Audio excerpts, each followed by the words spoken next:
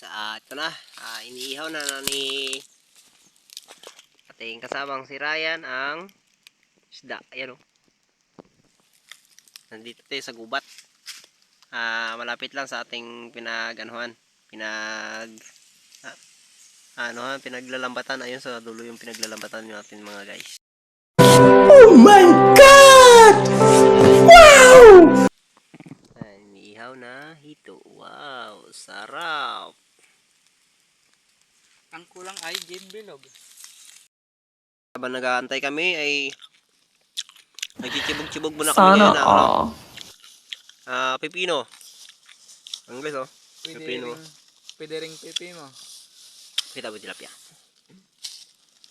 Pwede rin yung pipi mo. Oh. Wow, sarap. Yan pa guys oh.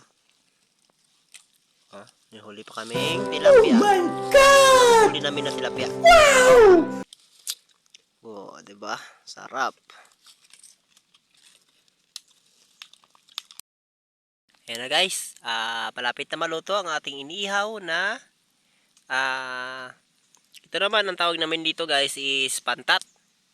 Tapos yun naman yung maliliit ay ito yung puyo. O sa iba ang tawag nila is martinico. Sa iba naman guys, lugar nyo guys, anong tawag nyo sa isda nito? Comment nyo naman sa baba ng aking video. At sabihin nyo na rin kung taga saan kayo para sa sunod may shoutout namin kayo. Guys, luto na yung ating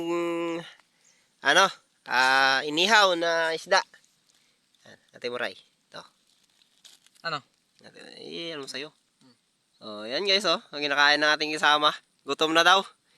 Ayan oh. Papak tayo, papak.